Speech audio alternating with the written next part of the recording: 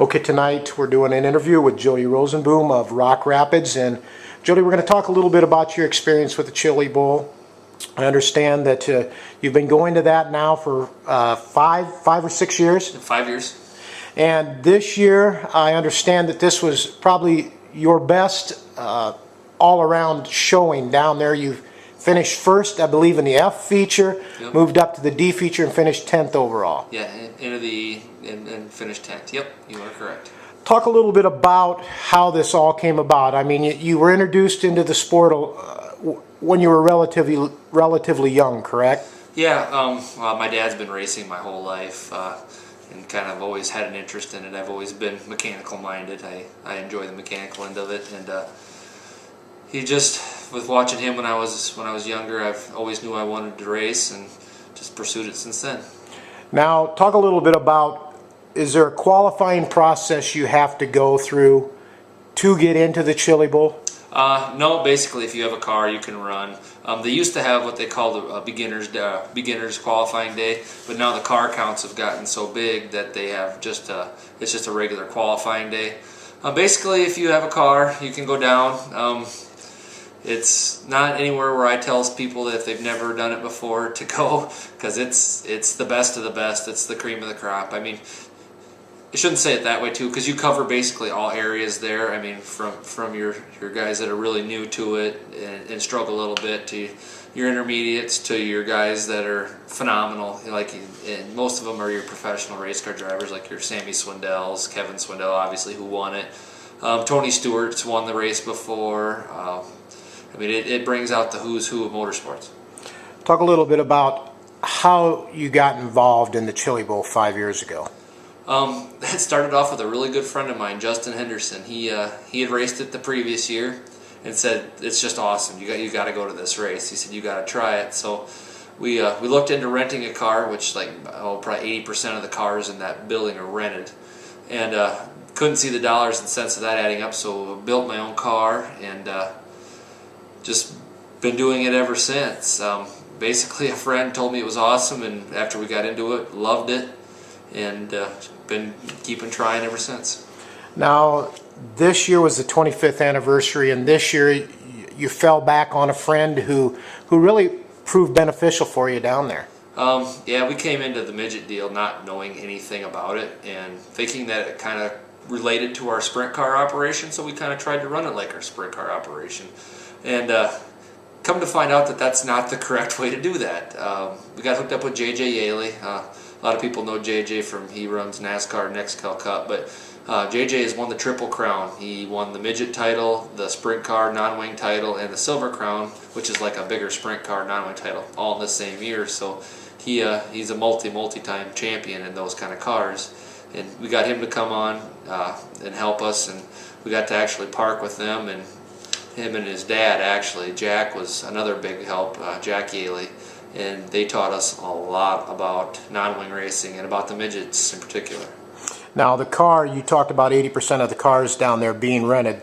You had your own car down there, a car, and a car that for the first, I don't want to say for the first time, but ran the fastest it's ever ran down there, and so that has to be pleasing for you. You know, it's your blood and guts and tears and everything poured into this thing, and you go down there, you win the F feature, you move up, and not bad for a small town guy from Iowa. No, and for a non-professional. I mean, there was professional drivers that we did considerably better than. So I mean, to say that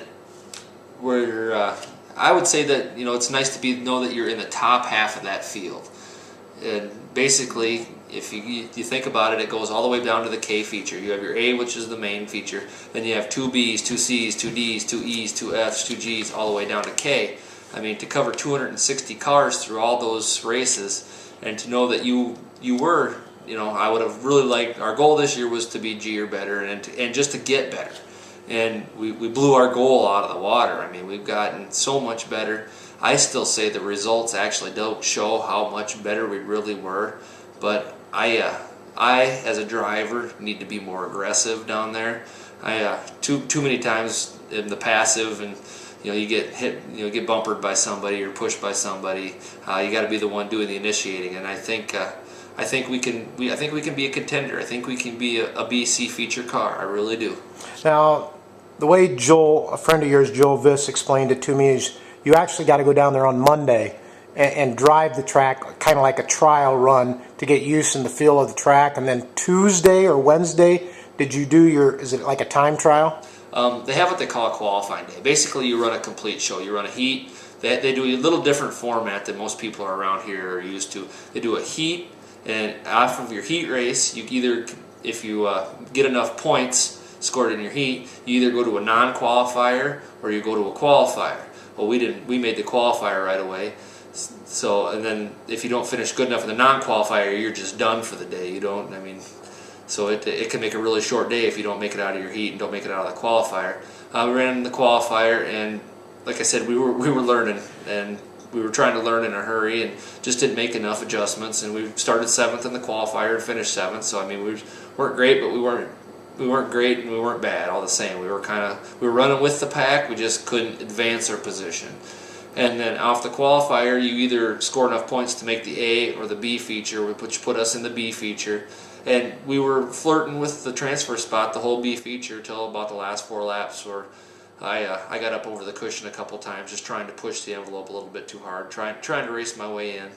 And I think we made some adjustments for feature day, which was Saturday, off of our qualifying day, that I think if we would have been just one step further, I think we would have been a solid A feature car on qualifying day.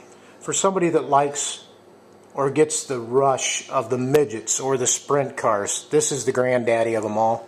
This race is huge. I mean, and everybody in motorsports collects in this building in January. It's phenomenal. I mean, you see manufacturers, dealers, distributors of race in the racing industry of parts and cars, and all the big name drivers. I mean, like I said, NASCAR drivers you see down there, all the big names in the dirt world. I mean, if the who's who and the anybody to anybody, they go to this building in January. It's amazing. Now, the way I understand is this building is a 10-acre building. It's on a property down there that's unbelievable. It's huge. The track and the pit area is all in one building. This building, you can put a 53-foot semi-trailer in a corner of it, and it makes it look like a Matchbox car if you're standing across from it. It's amazing. Now, this is your 5th year.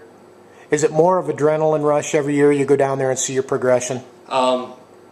We felt we were getting better before because we felt we knew what we were doing, and then now coming off of this year, it kind of humbled me a lot because I realized I had no idea what I was doing.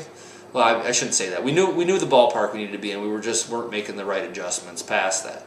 And now that we know the right adjustments and where to kind of be, yeah, I think it is an adrenaline rush now because I'm excited for next year because I think we can make some noise down at that deal next year. Okay.